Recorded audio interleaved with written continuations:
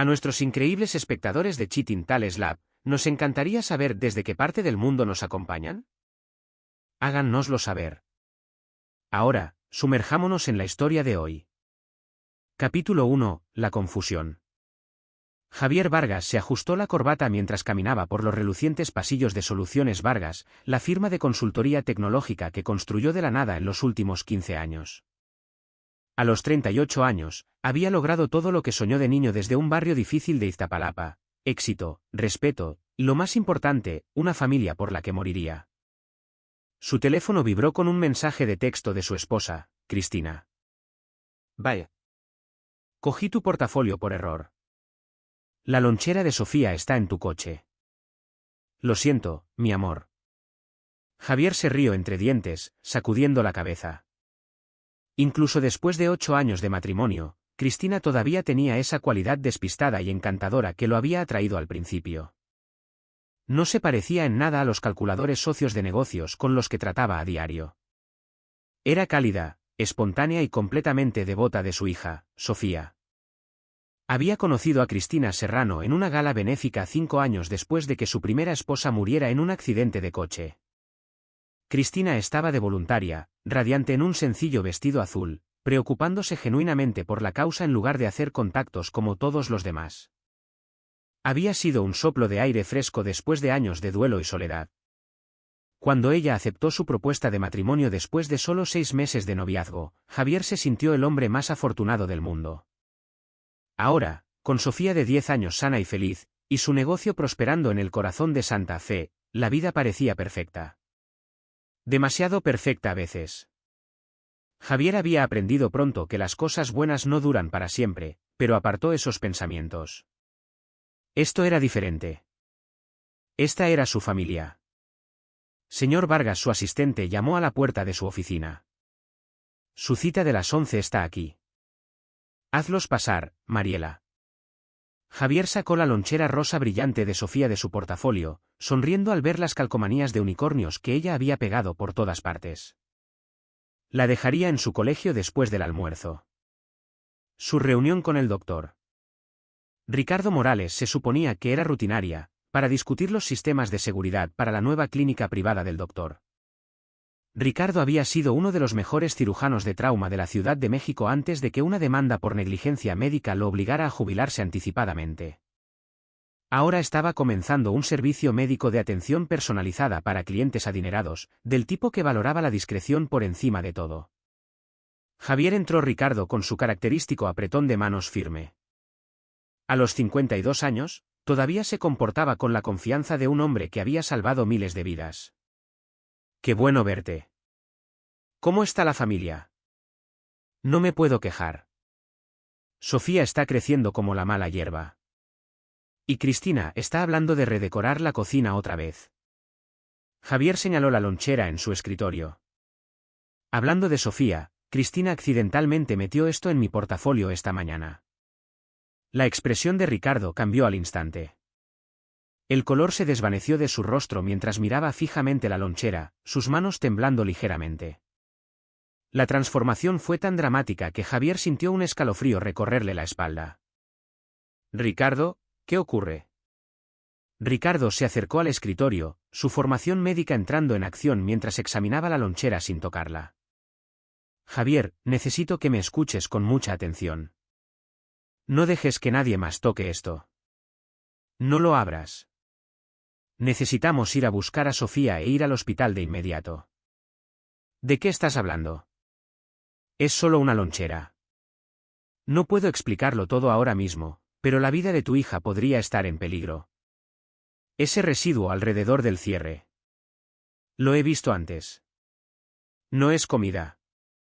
Confía en mí, Javier. Puede que haya perdido mi cédula profesional, pero no he perdido mi capacidad para reconocer un veneno. La palabra golpeó a Javier como un golpe físico. ¿Veneno? Eso es imposible. Cristina preparó ese almuerzo esta mañana. Ella nunca. No estoy acusando a nadie todavía, interrumpió Ricardo, su voz urgente pero profesional. Pero ese residuo cristalino blanco es consistente con compuestos de arsénico. Un veneno de la vieja escuela, insípido, inodoro cuando se prepara adecuadamente. Si alguien ha estado introduciendo pequeñas dosis a lo largo del tiempo. La mente de Javier se aceleró. Sofía había estado cansada últimamente, quejándose de dolores de estómago. Cristina la había llevado a 3 médicos diferentes, todos los cuales dijeron que era solo una fase de crecimiento o estrés del colegio. Pero, ¿y si no lo era? Llamemos a la policía, dijo Javier, cogiendo su teléfono. Todavía no. Ricardo le agarró la muñeca. Si tengo razón sobre lo que estoy viendo, esto ha estado sucediendo durante meses, quizás más. Quien quiera que esté haciendo esto es inteligente, paciente y tiene acceso a Sofía regularmente. Necesitamos pruebas, y necesitamos a Sofía a salvo primero. Un movimiento en falso y podrían intensificar las cosas. Javier sintió que su mundo se tambaleaba. Todo lo que creía saber, todo en lo que confiaba, de repente se sentía incierto. Pero Ricardo tenía razón en una cosa, la seguridad de Sofía era lo primero. ¿Qué hacemos? Vamos al hospital. Tengo una amiga en toxicología que me debe un favor. Le hacemos análisis de sangre a Sofía. Hacemos que analicen esta lonchera adecuadamente. Una vez que sepamos con seguridad a qué nos enfrentamos, planeamos nuestro próximo movimiento. Javier cogió sus llaves, su mente ya cambiando al modo enfocado y estratégico que lo había hecho exitoso en los negocios. Pero esto no era sobre márgenes de beneficio o cuota de mercado. Esto era sobre la vida de su hija. Mientras se dirigían al elevador, Javier no podía quitarse la sensación de que su vida perfecta estaba a punto de hacerse añicos. Y en algún lugar en el fondo de su mente, una terrible sospecha comenzaba a formarse. Una que aún no estaba listo para enfrentar. Capítulo 2. El diagnóstico. Sofía Vargas se sentó en la cama del hospital, balanceando las piernas y parloteando emocionada sobre las máquinas geniales de la sala de urgencias. A los 10 años, poseía el ingenio rápido y la curiosidad de Javier, pero afortunadamente no había heredado su tendencia a preocuparse por todo. Para ella, esto era una aventura. «Papi, ¿por qué viniste a buscarme al colegio?» La maestra Pérez dijo que había una emergencia familiar, pero todos parecen estar bien. Los ojos brillantes de Sofía se movieron entre Javier y Ricardo, que hablaba en voz baja con la doctora. Elena Leal, la jefa de toxicología del hospital. Javier forzó una sonrisa, pasando los dedos por el cabello oscuro de Sofía. Solo quería asegurarme de que te sintieras bien, mi cielo. Has estado cansada últimamente, ¿recuerdas? A veces papá se preocupa demasiado. Eso es lo que mami siempre dice, rió Sofía. Dice, me envolverías en plástico de burbujas si pudieras. El inocente comentario golpeó a Javier como una daga. Cristina, su amada y devota esposa, que se preocupaba constantemente por Sofía, la llevaba a todas las citas médicas, preparaba sus comidas con un cuidado obsesivo. La misma mujer que había empacado la lonchera que Ricardo creía que contenía veneno. ¿La doctora? Leal se acercó con una carpeta y una sonrisa amable. Era una mujer de unos 40 años con ojos amables y el comportamiento de alguien que da noticias difíciles. Sofía, vamos a hacer unas pruebas rápidas, ¿vale? Como cuando donas sangre en la campaña del colegio, pero aún más fácil. Mientras el personal médico trabajaba eficientemente alrededor de su hija, el teléfono de Javier vibró con otro mensaje de Cristina. ¿Cómo fue tu reunión con Ricardo? Compra leche de camino a casa. El cereal favorito de Sofía para mañana. Un vaso de leche. La normalidad casual del mensaje revolvió el estómago de Javier. O su esposa era una mujer inocente llevando a cabo su rutina diaria, o era una sociópata capaz de envenenar a su hija mientras enviaba mensajes sobre el cereal del desayuno. Ricardo regresó de su conversación con la doctora. Leal, con expresión sombría. Tendremos resultados preliminares en 1 hora. También les he pedido que analicen el contenido de la lonchera. Javier, necesitamos hablar en privado. Salieron al pasillo, lejos de la alegre charla de Sofía. La formación médica de Ricardo era evidente en cómo entregaba la información, clínica, precisa, pero no sin compasión. He estado pensando en los síntomas de Sofía en los últimos meses. La fatiga, los problemas estomacales, las náuseas intermitentes que los médicos no podían explicar. Si alguien ha estado administrando pequeñas dosis de arsénico a lo largo del tiempo, causaría envenenamiento crónico por arsénico. Los síntomas serían sutiles al principio, fácilmente descartados como enfermedades infantiles o estrés. ¿Pero por qué? La voz de Javier era apenas un susurro. ¿Por qué alguien querría hacerle daño a Sofía? Es solo una niña. Eso es lo que necesitamos averiguar. Pero Javier, necesito hacerte algunas preguntas difíciles. ¿Quién tiene acceso regular a la comida de Sofía? ¿Quién prepara sus comidas? Cristina cocina la mayor parte del tiempo, pero ama a Sofía como si fuera su propia hija. Son increíblemente cercanas. Incluso al decir las palabras, Javier se dio cuenta de lo ingenuas que sonaban. Era un hombre que había construido su carrera analizando datos, detectando patrones que otros pasaban por alto. Sin embargo, había estado ciego a lo que podría estar sucediendo en su propia casa. ¿Y el seguro de vida, los arreglos financieros? Si algo le pasara a Sofía o a ti. La sangre de Javier se heló. Sofía es mi única heredera. Si algo me pasa a mí, el negocio, la casa, todo. Cristina sería la albacea del patrimonio hasta que Sofía cumpla 18. Pero se interrumpió al darse cuenta de las implicaciones. Pero si Sofía muriera antes de alcanzar la mayoría de edad, ¿quién heredaría?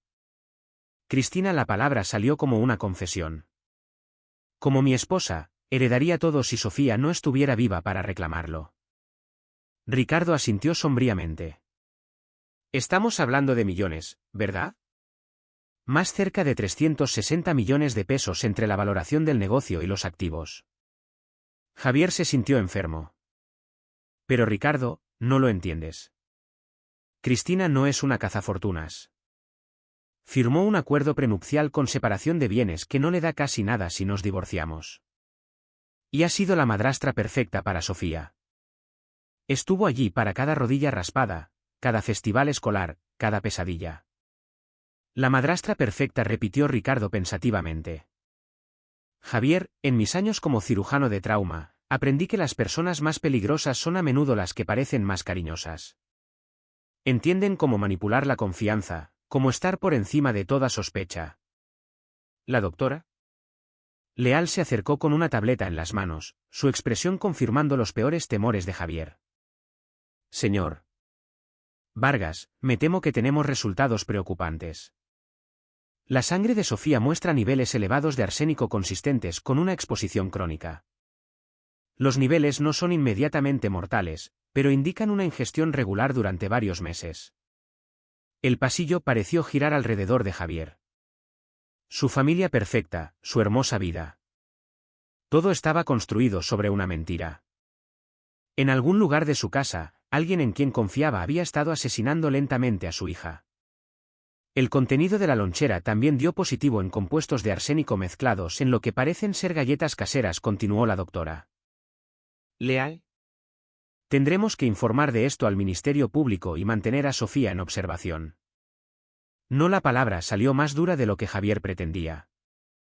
Doctora, aprecio su preocupación, pero necesito tiempo para manejar esto adecuadamente.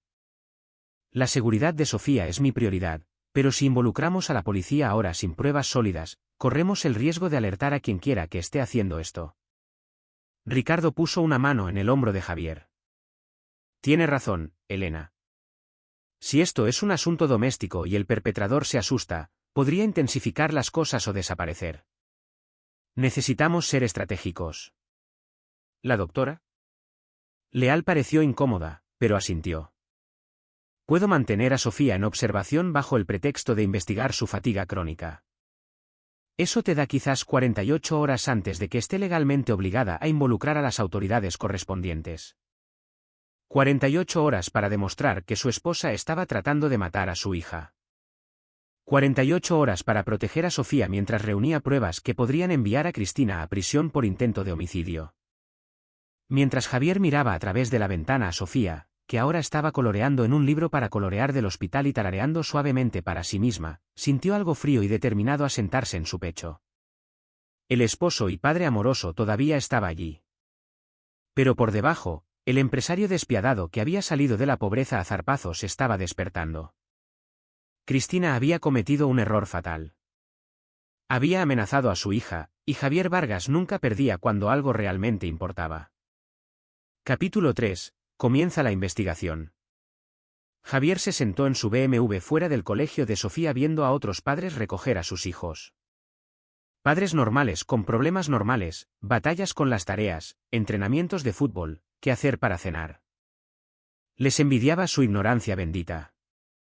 Su teléfono mostraba 3 llamadas perdidas de Cristina y una serie de mensajes de texto cada vez más preocupados. ¿Dónde estáis?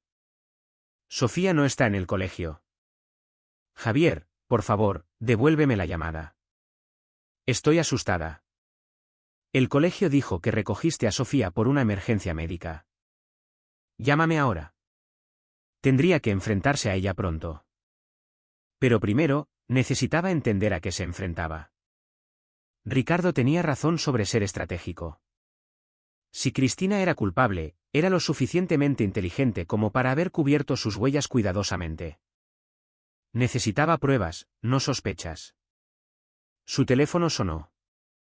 Ricardo, estoy en mi antiguo hospital realizando pruebas adicionales en los análisis de sangre, dijo Ricardo sin preámbulos. Javier, esto es peor de lo que pensábamos. Los niveles de arsénico sugieren una administración durante al menos 6 meses, posiblemente más. Esto no es impulsivo. Esto es un asesinato planeado y metódico. 6 meses. El agarre de Javier se tensó en el volante. Hace 6 meses fue cuando Cristina sugirió que aumentaran la póliza de seguro de vida de Sofía. Solo para estar seguros, había dicho, dada tu historia familiar de enfermedades cardíacas. Hay algo más. Hice que un amigo en el Semefo sacara algunos registros. ¿Recuerdas al primer esposo de Cristina? La sangre de Javier se heló. Me dijo que murió de un infarto. Era viuda cuando nos conocimos. Gerardo Serrano, 34 años, murió de un paro cardíaco súbito. Pero aquí está la parte interesante. El paro cardíaco puede ser inducido por envenenamiento con arsénico si se administra en dosis mayores. Los síntomas imitan la insuficiencia cardíaca. Las piezas encajaban con una claridad aterradora. Ella ha hecho esto antes. Se pone peor. Gerardo tenía una póliza de seguro de vida sustancial. Cristina cobró 3,6 millones de pesos después de su muerte. No se realizó autopsia porque había estado viendo a un cardiólogo por dolores en el pecho en las semanas previas a su muerte. Javier cerró los ojos, recordando cómo Cristina le había contado entre lágrimas sobre la muerte súbita de su primer esposo, cómo había sido tan joven y asustada. La había abrazado mientras lloraba, le había prometido que nunca más tendría que enfrentar la pérdida sola. He sido un tonto, susurró. No, has sido un esposo y padre amoroso. Ella es buena en esto, Javier. Probablemente ha estado perfeccionando su técnica durante años, pero cometió un error con Sofía. El envenenamiento por arsénico en niños se presenta de manera diferente que en los adultos. Los síntomas eran más difíciles de enmascarar. El teléfono de Javier vibró con una llamada entrante de Cristina. La rechazó, su mente corriendo a través de las implicaciones. Ricardo, si ha estado envenenando a Sofía durante 6 meses, ¿por qué acelerar? Quizás se está impacientando. Quizás le preocupa que la descubran. O quizás está planeando pasar a ti a continuación y necesita a Sofía fuera del camino primero. El pensamiento envió un escalofrío por las venas de Javier. ¿Cuántas noches Cristina le había llevado café a la cama? ¿Cuántas comidas caseras le había elogiado? ¿Cuántas veces había agradecido a Dios por traer a una mujer tan cariñosa a su vida y a la de Sofía? Necesito llegar a casa, dijo Javier. Jugar al esposo y padre preocupado.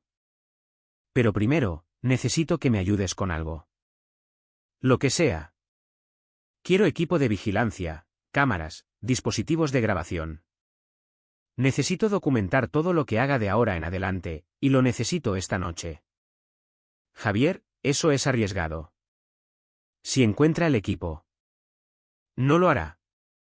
Llevo 15 años instalando sistemas de seguridad. Sé cómo esconder cámaras, Pero necesito más que eso. Necesito entender todo su plan. 20 minutos después, Javier entró por la puerta principal de su casa en Las Lomas, un monumento a todo lo que había trabajado para construir. Los suelos de mármol en los que Cristina había insistido, la isla de la cocina donde preparaba las comidas familiares, las fotos familiares que adornaban el pasillo. Todo parecía el decorado de una elaborada actuación. Javier, gracias a Dios. Cristina corrió hacia él, con lágrimas corriendo por su rostro. A los 32 años, todavía era hermosa de la manera que le había llamado la atención al principio, cabello rubio, ojos azules brillantes, el tipo de belleza sana que gritaba confianza. ¿Dónde está Sofía? ¿Qué pasó? El colegio no me dijo nada. Su actuación fue impecable. Si Javier no hubiera visto los resultados del análisis de sangre, podría haber creído que su pánico era genuino. Está bien, dijo con cuidado, observando su rostro en busca de cualquier señal. Solo unas pruebas rutinarias que el doctor Mateos quería hacer. Se queda a pasar la noche en observación. ¿Observación por qué? Los ojos de Cristina se abrieron de par en par. Javier, me estás asustando. ¿Sofía está enferma? ¿Es grave? Creen que podría ser una deficiencia de vitaminas lo que causa su fatiga. Nada que ponga en peligro su vida, pero quieren hacer un panel completo. La mentira salió con facilidad, perfeccionada por años de negociaciones donde revelar demasiado significaba perder la ventaja. El alivio inundó el rostro de Cristina, seguido rápidamente por lo que parecía una genuina preocupación maternal. ¿Una deficiencia de vitaminas? Pero he sido tan cuidadosa con su nutrición. Le doy suplementos cada mañana con el desayuno. ¿Suplementos? Javier archivó ese detalle. El médico dijo, a veces los niños no absorben las vitaminas adecuadamente. No es tu culpa, mi amor. Cristina lo abrazó, y Javier tuvo que resistir el impulso de apartarse. Su perfume familiar, la suavidad de su cabello contra su mejilla, todo lo que una vez lo consoló ahora se sentía como una trampa. Tenía tanto miedo de que le hubiera pasado algo, susurró Cristina. No puedo imaginar la vida sin Sofía. Ella lo es todo para mí. Las palabras eran perfectas, exactamente lo que una madrastra amorosa debería decir.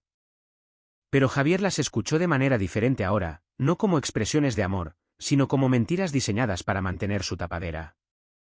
Esa noche, después de que Cristina se acostara temprano con una jaqueca por estrés, Javier trabajó metódicamente por toda la casa. Pequeñas cámaras en los marcos de los cuadros, dispositivos de grabación en los conductos de ventilación, sensores de movimiento en las áreas donde Cristina preparaba la comida. Por la mañana, cada habitación estaría bajo vigilancia. Dejó la habitación de Sofía para el final. De pie en el umbral, mirando la cama donde su hija debería estar durmiendo a salvo, Javier sintió una rabia como nunca antes había experimentado. Cristina no solo lo había traicionado. Había amenazado lo único en su vida que importaba más que respirar. Mientras instalaba la última cámara detrás de la estantería de Sofía, Javier le hizo una promesa silenciosa a su hija. Cristina pensaba que estaba tratando con un viudo afligido, desesperado por compañía y fácilmente manipulable. No tenía idea de que había elegido depredar a alguien que había luchado para salir de la pobreza a través de pura determinación y pensamiento estratégico. El acto del esposo amoroso continuaría hasta que tuviera suficientes pruebas para destruirla por completo. Pero por debajo, Javier Vargas se estaba preparando para la guerra. Capítulo 4. Recopilación de pruebas. A la mañana siguiente, Javier se sentó frente a Cristina en la mesa del desayuno, estudiando a la mujer con la que había compartido la cama durante 8 años. Ella se movía a través de su rutina matutina con una eficiencia practicada, el café preparándose, los huevos friéndose, las tostadas dorándose a la perfección. La imagen de la tranquilidad doméstica. Pensé en llevarle a Sofía unas galletas caseras cuando la visitemos hoy, dijo Cristina, sacando ingredientes de la despensa. Las de chispas de chocolate que le encantan. Javier casi se atraganta con el café. Las mismas galletas que habían dado positivo en arsénico. Es un detalle por tu parte, logró decir. Pero el hospital tiene reglas bastante estrictas sobre la comida de fuera. Algo sobre alergias y contaminación. Oh. La mano de Cristina se congeló en el bote de harina por una fracción de segundo. Claro, debería haberlo pensado. La microexpresión fue tan breve que Javier podría haberla pasado por alto si no hubiera estado observando cuidadosamente. Decepción. Frustración. La mirada de alguien cuyo plan había sido frustrado. Quizás podríamos pasar por la tienda de regalos en su lugar, sugirió Javier. Comprarle algunas revistas o un peluche. La sonrisa de Cristina regresó al instante. Idea perfecta. ¿Sabes cuánto le gustan esos tontos juguetes de unicornio? Después del desayuno, Javier se despidió de Cristina con un beso y se dirigió a la oficina, dejándola con su rutina diaria. Pero en lugar de ir a Soluciones Vargas, condujo hasta un estacionamiento a 6 calles de distancia donde Ricardo lo esperaba con un portátil y equipo de vigilancia. Las cámaras están activas, dijo Javier, sentándose en el asiento del copiloto del sedán de Ricardo. Deberíamos poder monitorear todo lo que hace. Ricardo abrió la transmisión de vigilancia en su portátil. Múltiples pantallas mostraban diferentes ángulos de la casa de los Vargas: cocina, sala de estar, recámara de Sofía, incluso el garaje. Esto se siente mal. Espiar a tu propia esposa. Ella no es mi esposa, dijo Javier sombríamente. Es una depredadora que ha estado viviendo en mi casa, durmiendo en mi cama y asesinando lentamente a mi hija. Cualquier sentimiento que tuviera por la mujer que creía que era, murió ayer. En la pantalla, vieron a Cristina moverse por la casa, ordenando con precisión mecánica. Nada inusual hasta que entró en la recámara de Sofía y se sentó en la cama sosteniendo uno de los peluches de Sofía. Mira su cara, murmuró Ricardo. La expresión de Cristina había cambiado por completo. Se había ido la cálida sonrisa maternal que siempre llevaba cerca de Javier y Sofía. En su lugar había algo frío, calculador. Miró alrededor de la habitación con el desapego de alguien que evalúa el valor de una propiedad. Dios mío, respiró Javier. No quiere a Sofía en absoluto. Todo es una actuación. Los psicópatas son excelentes actores, dijo Ricardo. Estudian las respuestas emocionales normales y las imitan a la perfección, pero cuando creen que nadie los está mirando. Cristina se levantó y se dirigió al tocador de Sofía, sacando ropa y sosteniéndola como si verificara las tallas. Luego abrió el joyero de Sofía, un pequeño carrusel de madera que tocaba una versión diminuta de Las Mañanitas, y examinó el contenido con la misma expresión calculadora.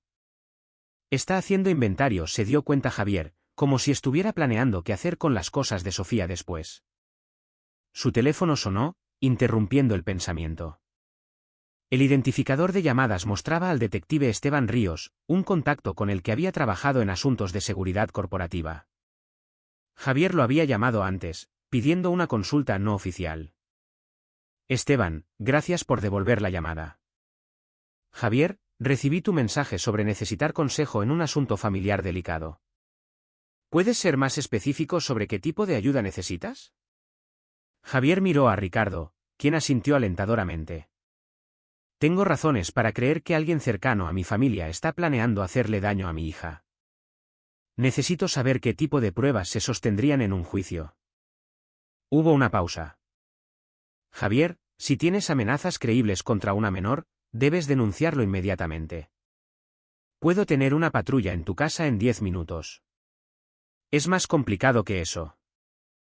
La persona de la que sospecho ha sido muy cuidadosa, muy metódica. Si nos movemos demasiado rápido, podríamos no tener suficientes pruebas para una condena. ¿Estamos hablando de violencia familiar? ¿Abuso infantil? Intento de homicidio, dijo Javier en voz baja. Envenenamiento. Otra pausa. Más larga esta vez. Por Dios, Javier. ¿De quién estamos hablando aquí? De mi esposa. El silencio se alargó hasta que Javier se preguntó si la llamada se había cortado. Finalmente, Esteban habló, su voz cuidadosamente profesional. Javier, las acusaciones de intento de homicidio conyugal son serias. Extremadamente serias. Los estándares de prueba son altos. ¿Y si te equivocas? No me equivoco. Tengo análisis de sangre que muestran arsénico en el sistema de mi hija y muestras de comida que dan positivo. Lo que no tengo es prueba de quién lo ha estado administrando. Entonces necesitamos pruebas en vídeo, patrones de comportamiento documentados, motivos financieros claramente establecidos. Y Javier, necesitamos estar absolutamente seguros. Las acusaciones falsas en un caso como este pueden destruir vidas. ¿Y la vigilancia? ¿Si puedo documentar cómo prepara la comida envenenada? Obtenida legalmente con una cadena de custodia adecuada, eso sería significativo, pero necesitarías pillarla en el acto y necesitarías testigos que pudieran testificar sobre lo que observaron ante el Ministerio Público. Después de terminar la llamada, Javier se quedó mirando el monitor de vigilancia. Cristina se había trasladado a la cocina y estaba preparando lo que parecía una lista del súper. La normalidad de la escena era surrealista. Necesitamos que lo intente de nuevo, dijo Javier de repente, envenenar la comida de Sofía. Ricardo pareció alarmado. Javier, eso es increíblemente peligroso. Si algo sale mal, Sofía no volverá a casa hasta que tengamos pruebas sólidas. Pero Cristina no lo sabe. Por lo que ella sabe, a Sofía le darán el alta hoy o mañana. ¿Querrá continuar con su plan? ¿Y si no muerde el anzuelo? La expresión de Javier se endureció. Entonces me aseguraré de que lo haga. Cristina se casó conmigo por mi dinero, Ricardo. Ha sido paciente, metódica, pero también es codiciosa. Si puedo hacerle creer que necesita acelerar su cronograma. ¿Qué estás pensando? Voy a decirle que voy a cambiar mi testamento. Que estoy preocupado por la salud de Sofía y quiero establecer un fideicomiso que ignore a Cristina por completo si algo nos pasa a Sofía y a mí. Hacerle pensar que su ventana de oportunidad se está cerrando.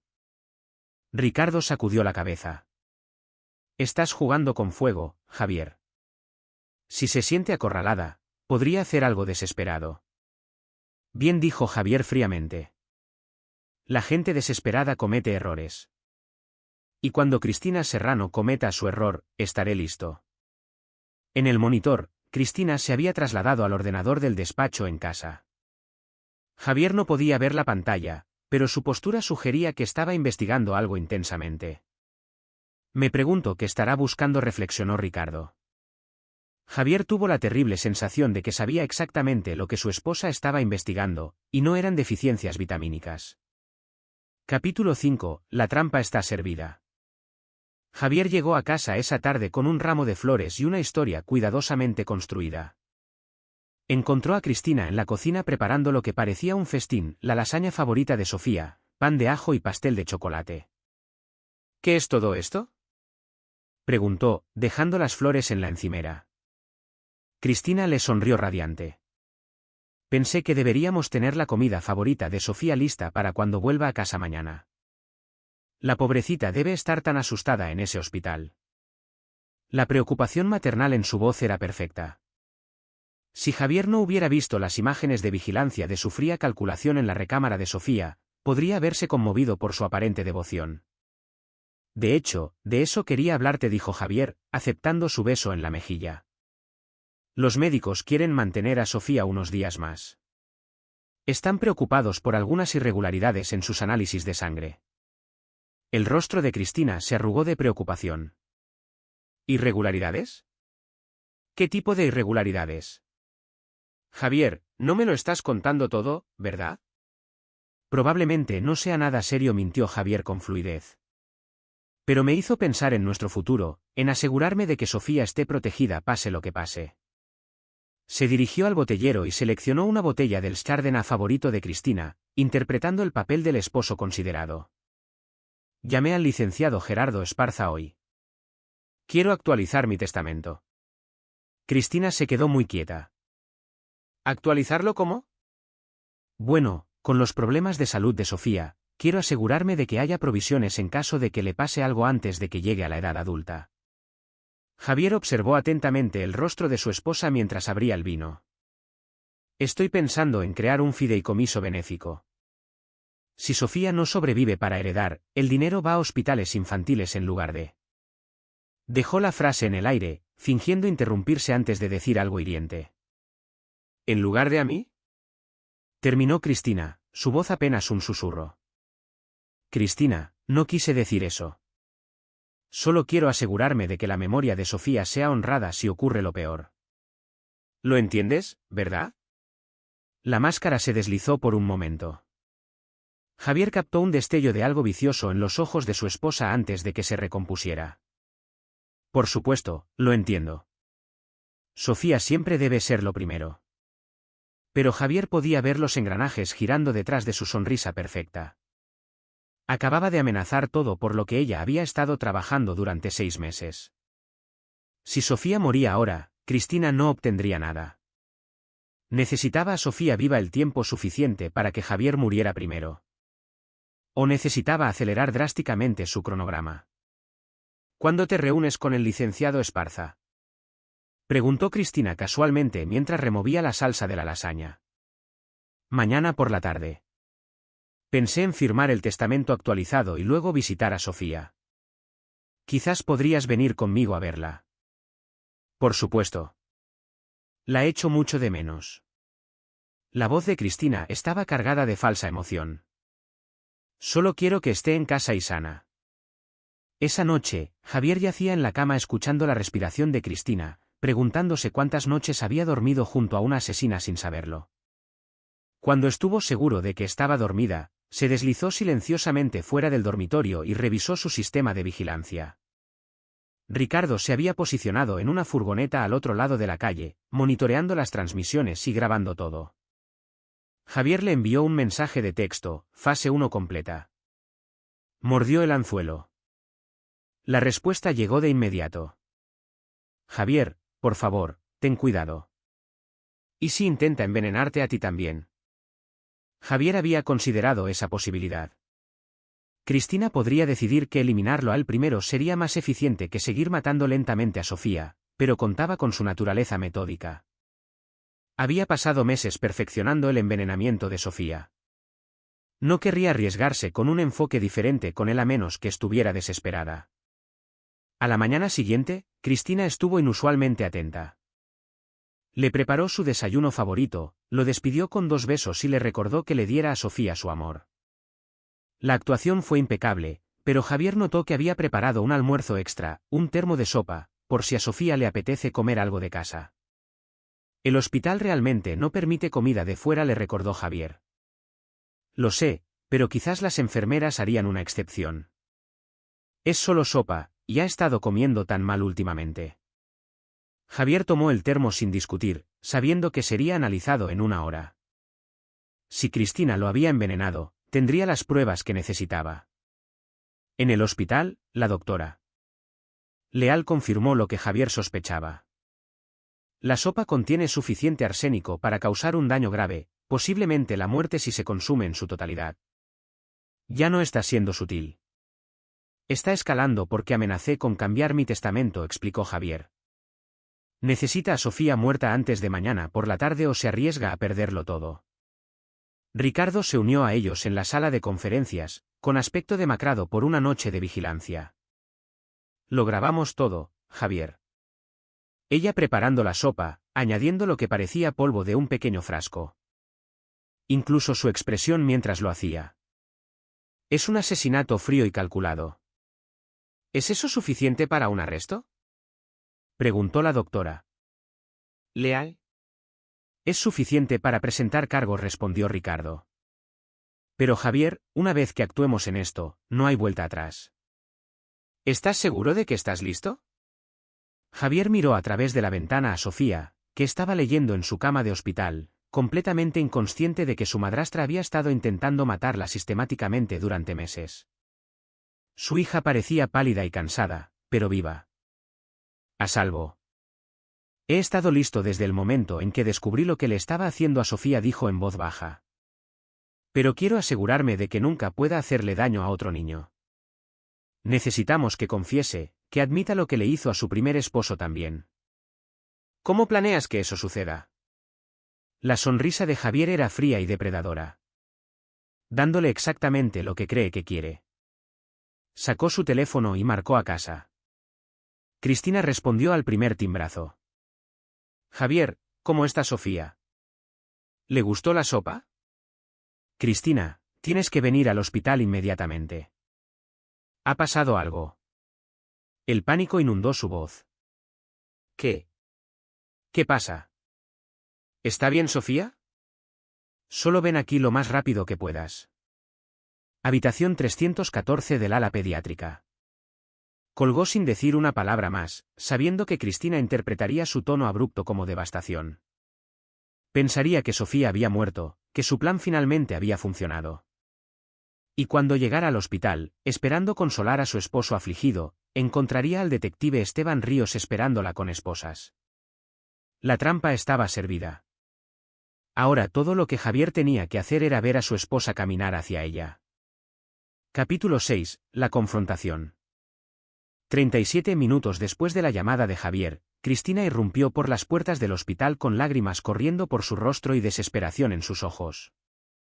Se había vestido a toda prisa, zapatos que no combinaban, un suéter del revés. La imagen de una madre devastada corriendo al lado de la cama de su hija. Javier la observó acercarse desde el final del pasillo, flanqueado por el detective Ríos y Ricardo. Su actuación era digna de un Oscar. La carrera tropezante, los sollozos ahogados, la forma en que agarraba su bolso como si fuera un salvavidas. Si no supiera la verdad, podría haber creído que estaba genuinamente aterrorizada por el bienestar de Sofía. Javier. Cristina lo alcanzó y se arrojó a sus brazos. ¿Qué pasó? Por favor, dime que Sofía está bien. Por favor, dime que va a estar bien. Por encima de su hombro, Javier hizo contacto visual con el detective Ríos, quien asintió levemente. Todo estaba siendo grabado. Cristina dijo Javier con cuidado, tenemos que hablar. No quiero hablar. Quiero ver a Sofía. ¿Dónde está? ¿Por qué no me dices lo que pasó? Está a salvo, dijo Javier, separándose suavemente de su abrazo.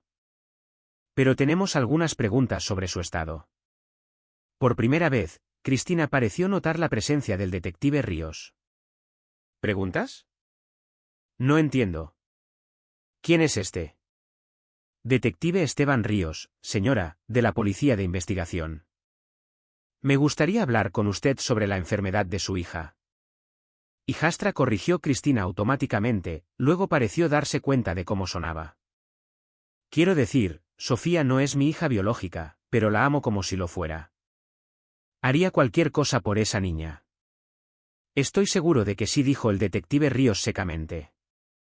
Señor Vargas, ¿es consciente de que Sofía ha estado sufriendo de envenenamiento por arsénico? El color se desvaneció del rostro de Cristina tan completamente que por un momento, Javier pensó que podría desmayarse.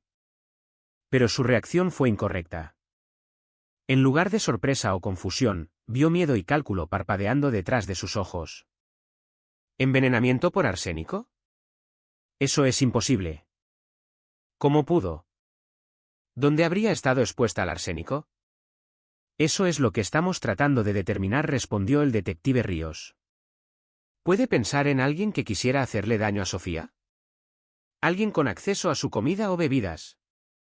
La mente de Cristina claramente estaba trabajando a toda velocidad. No, por supuesto que no. Todos quieren a Sofía. Es solo una niña. Esto debe ser algún tipo de error. Javier dio un paso adelante.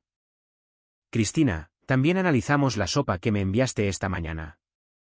Contenía suficiente arsénico para matar a un adulto, y mucho más a una niña de 10 años. El silencio que siguió fue ensordecedor. El rostro de Cristina pasó por varias expresiones: sorpresa, confusión, dolor, traición, como si estuviera audicionando diferentes emociones para ver cuál funcionaba mejor. Eso es imposible, susurró finalmente. Hice esa sopa yo misma desde cero. No hay manera. ¿A menos que alguien le añadiera arsénico después de que la hicieras?, sugirió el detective Ríos. Los ojos de Cristina se iluminaron. Sí, eso debe ser. Alguien debe haberla manipulado. ¿Pero quién haría algo así? Ricardo habló por primera vez. Señor Vargas, el envenenamiento por arsénico no ocurre de la noche a la mañana. Los niveles en la sangre de Sofía sugieren una exposición regular durante meses. ¿Puede pensar en alguien que haya tenido acceso a la comida de Sofía durante tanto tiempo? Yo. Cristina miró a su alrededor frenéticamente como si buscara una ruta de escape. Yo preparo la mayoría de las comidas de Sofía, pero la empleada doméstica viene 2 veces por semana y está la cafetería del colegio y... Cristina, la voz de Javier cortó su divagación. Detente. Algo en su tono la hizo congelarse. Cuando lo miró, debió haber visto la verdad en sus ojos porque toda su actitud cambió. El acto de madre frenética se desvaneció, reemplazado por algo más duro y calculador. Lo sabes, dijo en voz baja. Sé que has estado envenenando lentamente a mi hija durante 6 meses. Sé que mataste a tu primer esposo de la misma manera. Sé que te casaste conmigo por dinero y planeabas asesinarnos a Sofía y a mí para heredar todo. Cristina enderezó los hombros. Y por primera vez desde que Javier la conocía, vio su verdadero rostro. Frío, inteligente, absolutamente sin remordimientos. No puedes probar nada de eso, dijo con calma. El detective Ríos levantó su teléfono, que había estado grabando toda la conversación. De hecho, podemos. Tenemos vigilancia por vídeo de usted preparando la sopa envenenada esta mañana. Tenemos registros financieros que muestran su investigación sobre los activos y pólizas de seguro de Javier, y tenemos el testimonio de médicos sobre la muerte sospechosa de su primer esposo. Gerardo murió de un infarto. Nunca hubo ninguna sugerencia de juego sucio. La hay ahora, intervino Ricardo. Hice exhumar su cuerpo ayer. Los niveles de arsénico en su cabello y médula ósea cuentan una historia bastante interesante. Señor Vargas, o debería llamarla señora Serrano. Me doy cuenta de que nunca cambió legalmente su apellido. Por primera vez, un pánico genuino parpadeó en los ojos de Cristina. Pero se recuperó rápidamente, volviéndose hacia Javier con lágrimas que parecían casi reales. Javier, por favor. Tienes que creerme. Amo a Sofía. Te amo a ti. Nunca os haría daño. Envenenaste a nuestra hija, dijo Javier rotundamente. Le diste galletas con arsénico y la viste enfermar cada día más. La abrazaste cuando lloraba por el dolor de estómago que tú causaste. Eso no es. Yo no lo hice. Investigaste la toxicidad del arsénico en nuestro ordenador de casa. Compraste polvo de arsénico blanco usando un nombre falso y lo hiciste entregar a un apartado postal. Has estado practicando el asesinato durante 6 meses, perfeccionando tu técnica. La máscara de Cristina finalmente se rompió por completo. Las lágrimas cesaron, su postura se enderezó, y cuando habló, su voz era helada. Te crees muy listo, ¿verdad, Javier? El brillante empresario que construyó un imperio de la nada. Pero fuiste tan fácil de manipular. Tan desesperado por una madre para tu preciosa Sofía que nunca te molestaste en investigar mi pasado a fondo. De hecho, lo hice, replicó Javier. Después de que Sofía enfermó, hice una investigación muy exhaustiva. Cristina Serrano no existe, ¿verdad? Tu verdadero nombre es Carla Mendoza, y has estado casada 3 veces antes de Gerardo. 2 de esos esposos también murieron en circunstancias misteriosas. La sorpresa en el rostro de Cristina fue genuina esta vez. Eso es imposible. Cubrí mis huellas. No lo suficientemente bien. ¿De verdad pensaste que construiría un negocio exitoso siendo descuidado? Sé sobre Roberto Martínez en Monterrey, que murió de un infarto a los 31 años. Sé sobre David Carrillo en Guadalajara, que tuvo una reacción alérgica fatal a los mariscos a los que nunca había sido alérgico. Sé sobre el dinero del seguro que cobraste cada vez. El detective Ríos se adelantó con unas esposas. Carla Mendoza está bajo arresto por tentativa de homicidio, asociación delictuosa y sospecha de homicidio en las muertes de Gerardo Serrano, Roberto Martínez y David Carrillo. Mientras las esposas se cerraban, Cristina Carla miró a Javier con un odio manifiesto. No tienes idea de lo que has hecho, Siseo. Sofía nunca estará a salvo. Tengo amigos, conexiones. Esto no ha terminado. Javier se acercó más, su voz mortalmente tranquila. Sí, ha terminado. Y si alguien que conoces siquiera mira mal a mi hija, los destruiré de la misma manera que te destruí a ti. Sistemáticamente, completamente y sin piedad. Mientras el detective Ríos se llevaba a Carla, Javier sintió una mano en su hombro. Ricardo sonreía sombríamente. Se acabó, Javier. Sofía está a salvo. Javier observó hasta que las puertas del elevador se cerraron detrás de la mujer que había compartido su cama y su vida mientras planeaba asesinar a su hija. La mujer que creía amar nunca había existido. Pero aún no había terminado del todo. Carla tenía razón en una cosa. Podría tener conexiones. Gente que podría amenazar la seguridad de Sofía en el futuro.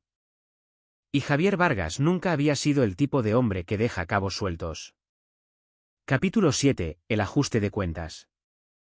3 días después del arresto de Carla, Javier estaba sentado en la oficina de su casa revisando archivos que el detective Ríos le había compartido extraoficialmente. La investigación de Carla Mendoza había revelado una red de cómplices, facilitadores y posibles víctimas futuras que era más profunda de lo que nadie había sospechado inicialmente. Sofía ya estaba en casa, recuperando el color a medida que el arsénico abandonaba lentamente su sistema. Había hecho sorprendentemente pocas preguntas sobre la repentina ausencia de Cristina, aceptando la explicación de Javier de que su madrastra había estado enferma y necesitaba irse para recibir tratamiento.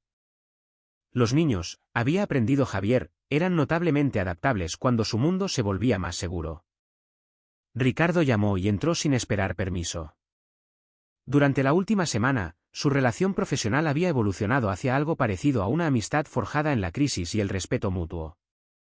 Tengo noticias, dijo Ricardo, sentándose en la silla frente al escritorio de Javier. Buenas y malas.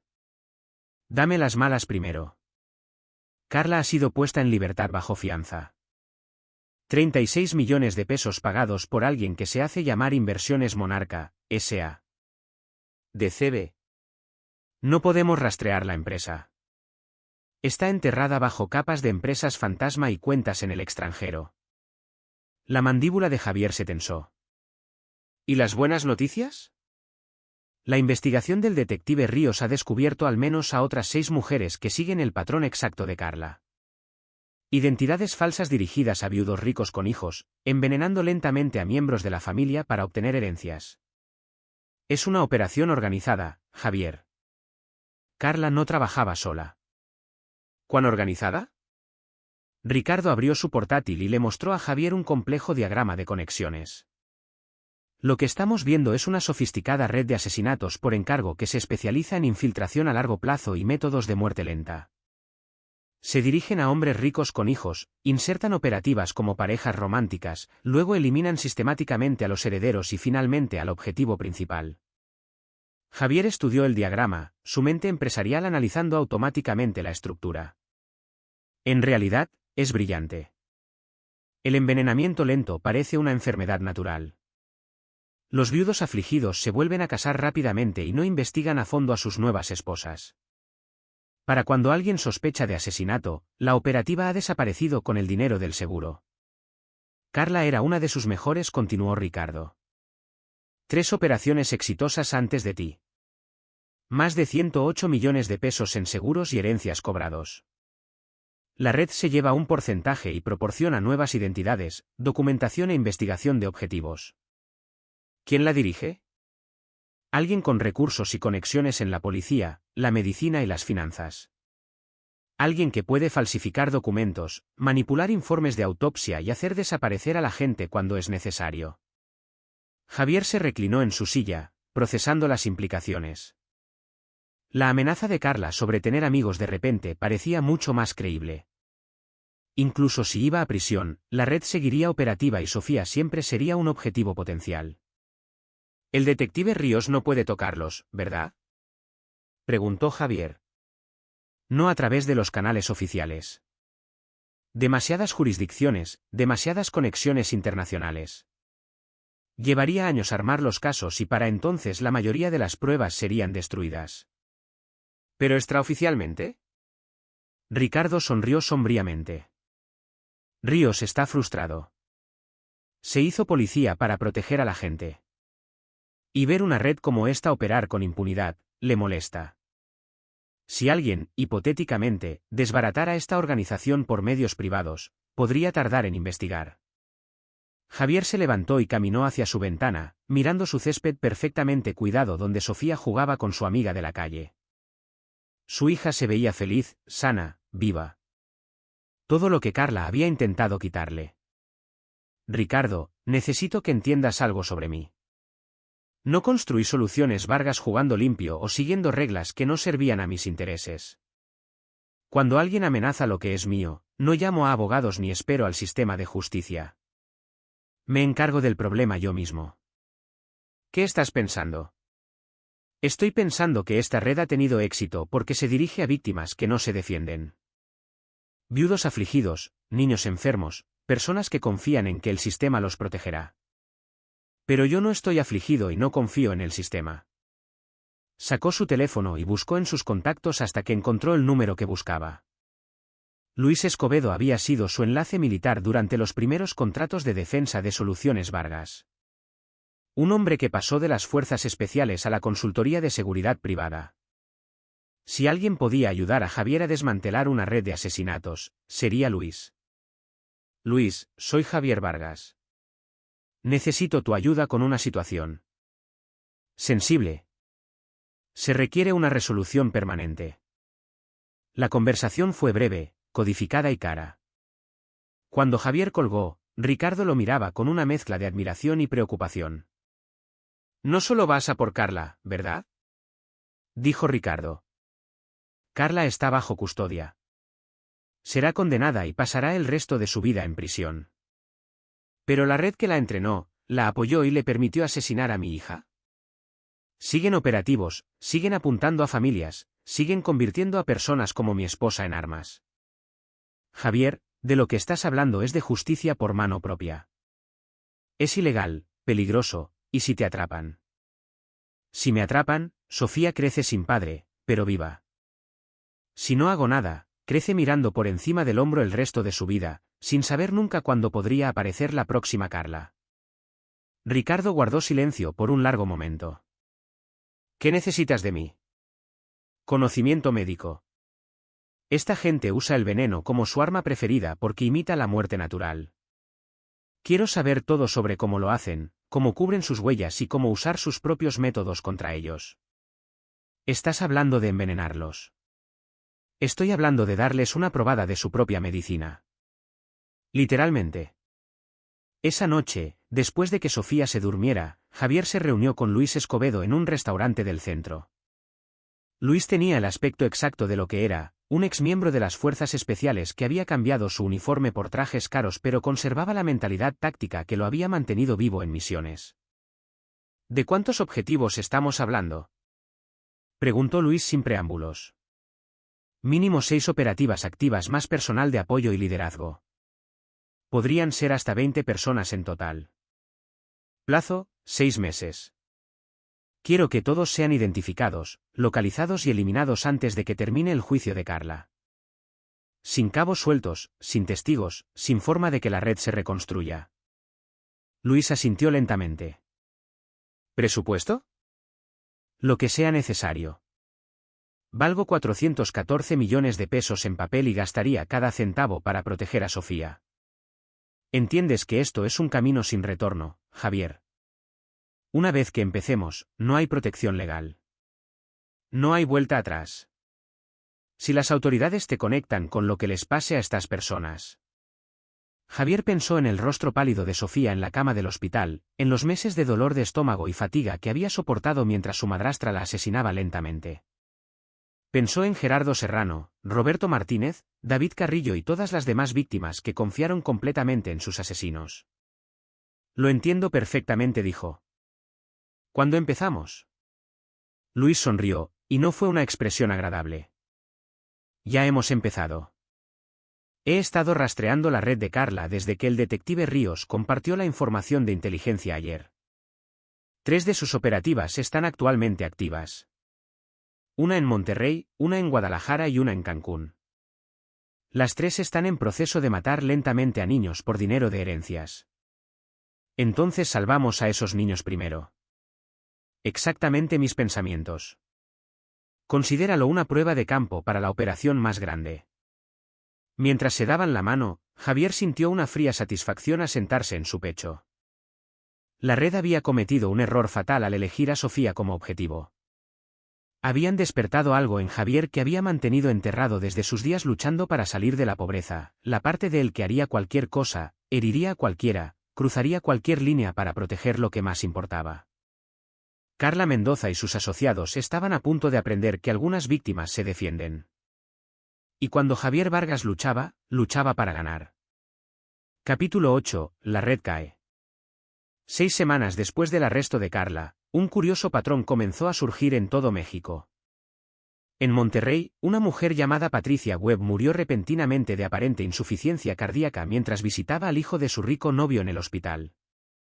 En Guadalajara, María Santos sufrió una reacción alérgica fatal durante una cena romántica con su nuevo esposo.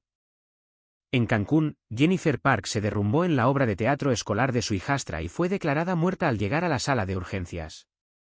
Para cualquiera que mirara los casos individualmente, parecían muertes trágicas pero sin nada de extraordinario. Pero Javier Vargas, estudiando los informes desde la oficina de su casa, vio algo completamente diferente. Justicia. Luis Escobedo había demostrado valer cada peso que Javier le estaba pagando. Cada operación había sido quirúrgica en su precisión. Los objetivos eliminados usando sus propios métodos, sus muertes pareciendo lo suficientemente naturales como para evitar una investigación. Más importante aún, 3 niños habían sido salvados de muertes lentas y agónicas a manos de sus cuidadoras de confianza. Fase 1 completa, informó Luis durante su reunión semanal. Las 3 operativas activas neutralizadas. Los niños a los que apuntaban se están recuperando bajo supervisión médica y sus familias han sido advertidas discretamente sobre la amenaza que enfrentaban. ¿Qué hay de la red de apoyo? Ahí es donde se pone interesante. Luis abrió su tableta mostrando una red de conexiones que había llevado semanas desentrañar. El rastro del dinero nos llevó al liderazgo. 3 personas dirigiendo toda la operación desde un rancho en Sonora. Javier estudió los perfiles que Luis había compilado. La líder era una mujer llamada Margarita Solís, una ex-investigadora de seguros que había utilizado su conocimiento de la industria para perfeccionar el modelo de asesinato por beneficio. Sus lugartenientes eran Braulio Soto, un químico que suministraba los venenos, y Walter Becerra, un falsificador que creaba las identidades falsas. Son cuidadosos, continuó Luis. Ubicación aislada, seguridad sofisticada, múltiples rutas de escape. Pero tienen una debilidad. Se suponía que Carla debía reportarse semanalmente. Cuando desapareció del radar, asumieron que había sido arrestada, pero no comprometida. Están planeando extraerla. Javier sintió una fría sonrisa cruzar su rostro. ¿Cuándo? Mañana por la noche. Traslado del reclusorio preventivo a un penal federal. Han organizado un accidente durante el traslado. Esta era la oportunidad que Javier había estado esperando. Carla en libertad, lejos de la protección del sistema legal, rodeada de las mismas personas que la entrenaron para asesinar a su hija. Quiero estar allí, dijo Javier. Javier, así no es como funciona esto. Me contrataste para manejar los detalles operativos mientras tú mantienes una negación plausible. Esto es personal, Luis. Carla no solo intentó matar a Sofía. Violó todo lo que yo consideraba sagrado: familia, confianza, amor. Necesito mirarla a los ojos cuando su mundo se derrumbe. Luis guardó silencio por un largo momento. Si estás allí y algo sale mal, si te identifican. Entonces enfrentaré las consecuencias. Pero no me esconderé detrás de pistoleros a sueldo cuando se trata de la mujer que intentó asesinar a mi hija. A la noche siguiente, Javier se encontró agazapado detrás de una barrera de hormigón en un tramo desolado de la autopista a 60 kilómetros de la ciudad. Luis y su equipo estaban posicionados en puntos estratégicos a lo largo de la carretera, esperando el vehículo de traslado que nunca llegaría a su destino. A las 9:47 de la noche, apareció la furgoneta del sistema penitenciario, flanqueada por 2 vehículos de escolta. Javier observó a través de binoculares de visión nocturna cómo el convoy reducía la velocidad por lo que parecía ser un coche averiado bloqueando la calzada. Los automovilistas varados eran en realidad el equipo de extracción de Margarita Solís, armados y listos para liberar a su operativa capturada. Lo que no esperaban era al equipo de Luis Escobedo posicionado detrás de ellos. El tiroteo fue breve pero intenso. Cuando el humo se disipó, 5 miembros del equipo de extracción estaban muertos, incluida la propia Margarita Solís. Braulio Soto había sido capturado vivo pero herido. Walter Becerra había huido al desierto a pie y no sobreviviría la noche con la gente de Luis rastreándolo. Carla salió de la furgoneta con grilletes, sus ojos abiertos de par en par por la conmoción mientras observaba la carnicería. Esta no era la extracción sin problemas que le habían prometido. Esto era una masacre. Carla, dijo Javier, saliendo de detrás de su cobertura. Ella se giró hacia su voz. Y por primera vez desde que la conocía, Javier vio un miedo genuino en sus ojos. ¿Javier? ¿Qué haces aquí? ¿Cómo? Te dije una vez que si alguien conectado a ti amenazaba a Sofía, los destruiría. ¿Pensaste que hablaba metafóricamente? Carla miró frenéticamente a su alrededor, a los cuerpos de sus asociados, al equipo de Luis limpiando metódicamente las pruebas, a los restos humeantes de los vehículos de extracción. Tú hiciste esto. Los mataste a todos. Se mataron a sí mismos en el momento en que decidieron depredar a familias inocentes. Yo solo aceleré el proceso. La policía descubrirá que fuiste tú. Irás a la cárcel y Sofía crecerá sabiendo que su padre es un asesino. La risa de Javier fue fría y absolutamente sin humor. La policía encontrará pruebas de que la red de Margarita Solís se volvió una contra la otra. Los asesinos profesionales son notoriamente paranoicos. No es inusual que se eliminen entre sí por dinero o territorio. En cuanto a Sofía, crecerá sabiendo que su padre la protegió de los monstruos. La compostura de Carla finalmente se rompió por completo. Maldito hipócrita. ¿Crees que eres mejor que nosotros?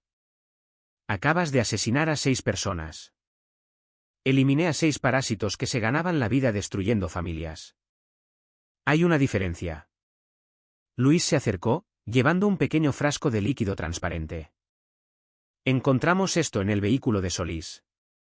Compuesto de arsénico de grado médico. La misma fórmula que Carla usó en Sofía. Justicia poética. Javier tomó el frasco, sopesándolo en su palma. El mismo veneno que casi mata a su hija, refinado y purificado por la red que había creado a Carla. No dijo finalmente. Eso sería demasiado rápido, demasiado misericordioso.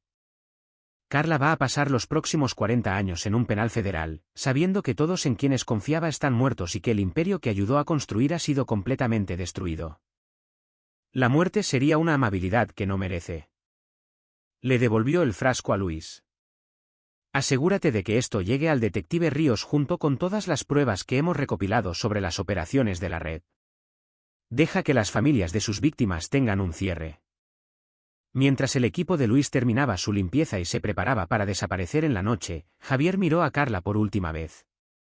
Ahora sollozaba, la realidad de su situación finalmente hundiéndose. La mujer segura y manipuladora que había compartido su cama mientras planeaba la muerte de su hija se había ido, reemplazada por una criatura rota, enfrentando una vida de consecuencias. Adiós, Carla, dijo Javier en voz baja. Espero que pases cada día en la cárcel recordando a la niña que intentaste asesinar y a la familia que nunca destruirás. Se alejó sin mirar atrás, dejándola encadenada al costado de la carretera para que las autoridades la encontraran cuando el rastreador GPS de la furgoneta los llevara a la escena. La red estaba acabada. Sofía estaba a salvo, y Javier Vargas había ganado. Capítulo 9. Nuevos comienzos. 3 meses después, Javier estaba en la cocina de su nueva casa en Valle de Bravo, viendo a Sofía perseguir luciérnagas en su jardín. La casa era más pequeña que la anterior, más modesta, pero se sentía como un verdadero hogar de una manera que su anterior escaparate nunca había logrado.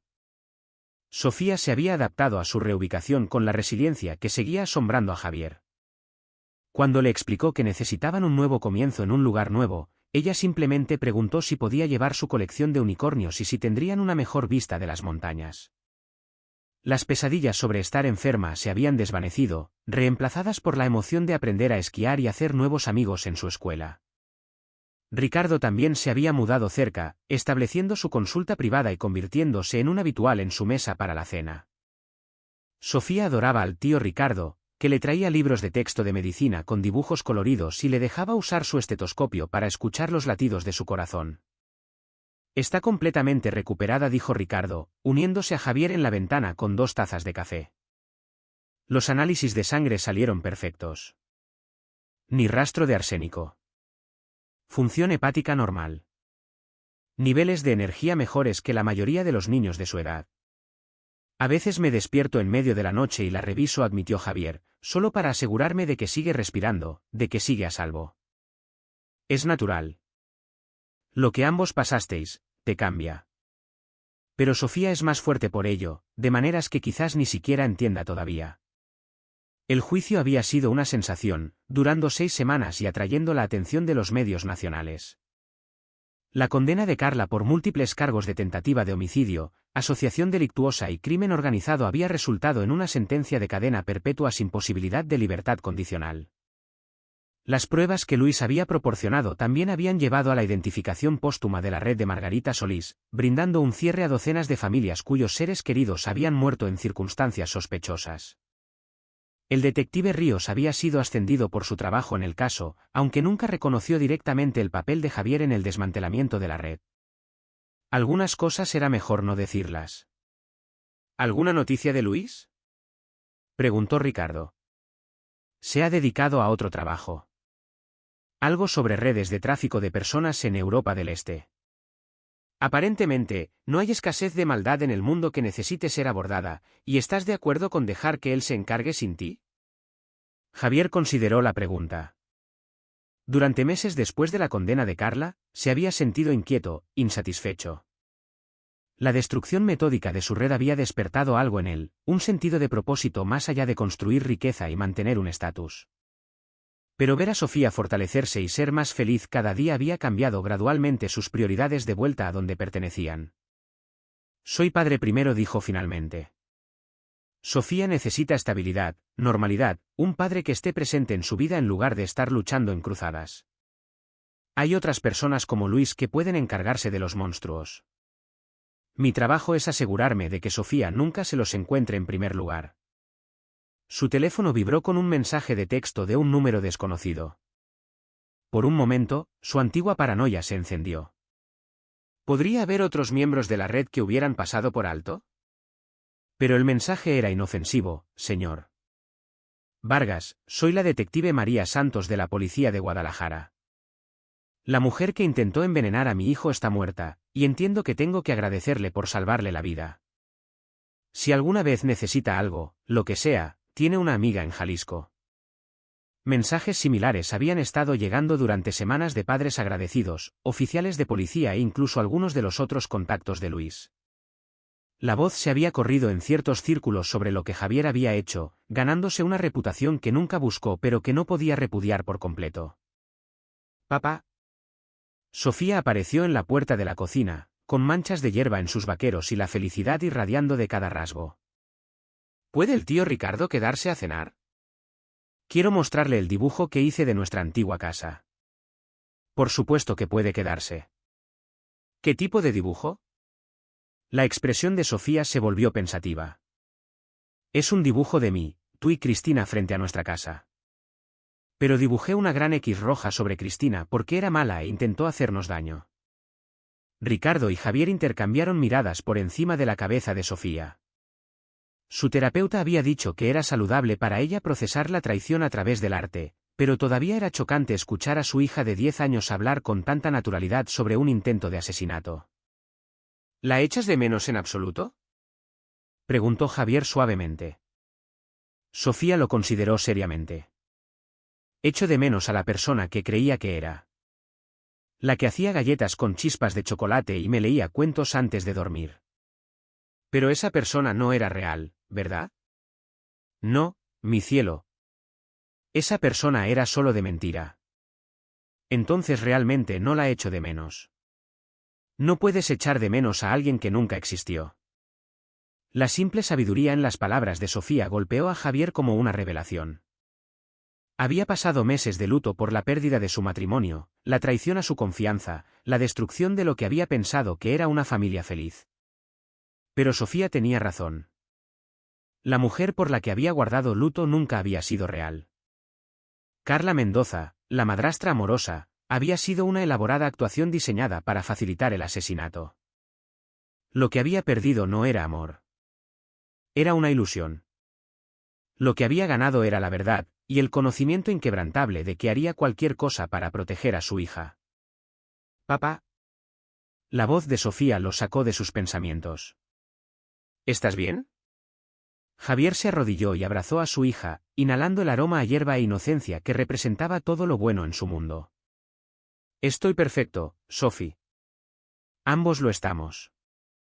Esa noche, después de que Sofía se acostara y Ricardo hubiera regresado a su apartamento, Javier se sentó en su terraza mirando las estrellas que eran visibles aquí de una manera que nunca lo habían sido en la ciudad. Su teléfono mostraba varias llamadas perdidas de reporteros que todavía intentaban conseguir entrevistas sobre el caso de la red de la Viuda Negra, pero había dejado de devolver sus llamadas hacía semanas. La historia que querían contar no era la que importaba. Estaban fascinados por los complots de asesinato, la conspiración, la dramática caída de una organización criminal. Pero la historia real era más simple: un padre había protegido a su hija sin importar el costo. Carla Mendoza pasaba sus días en un penal federal. Su red estaba destruida y Sofía estaba a salvo. Más importante aún, Sofía era feliz, sana y crecía con el conocimiento de que era amada incondicionalmente. Al final, esa era la única victoria que importaba. Mientras Javier se dirigía adentro para revisar a su hija una última vez antes de acostarse, reflexionó sobre cuánto había cambiado desde esa mañana en que Ricardo había mirado por primera vez la lonchera de Sofía con horror. El empresario ingenuo que confiaba completamente y amaba ciegamente se había ido, reemplazado por alguien más duro y más vigilante. Pero mientras observaba a Sofía dormir pacíficamente, rodeada de peluches y dibujos de su nueva vida, Javier supo que no cambiaría nada. El precio de proteger a su hija había sido alto, su inocencia, su confianza, quizás incluso su alma. Pero la vida de Sofía, el futuro de Sofía, la felicidad de Sofía valían cualquier sacrificio. Los monstruos se habían ido. La familia estaba a salvo. Y Javier Vargas había aprendido que a veces el mayor amor requiere las acciones más oscuras. Era una lección que esperaba no tener que aplicar nunca más, pero una que llevaría por el resto de su vida. Cuando alguien amenaza a tu familia, no llamas a la policía, no esperas a la justicia y no muestras piedad. Simplemente ganas. Aquí es donde nuestra historia llega a su fin. Comparte tus pensamientos en la sección de comentarios. Gracias por tu tiempo. Si disfrutas de esta historia, por favor, suscríbete a este canal. Haz clic en el vídeo que ves en la pantalla y nos vemos.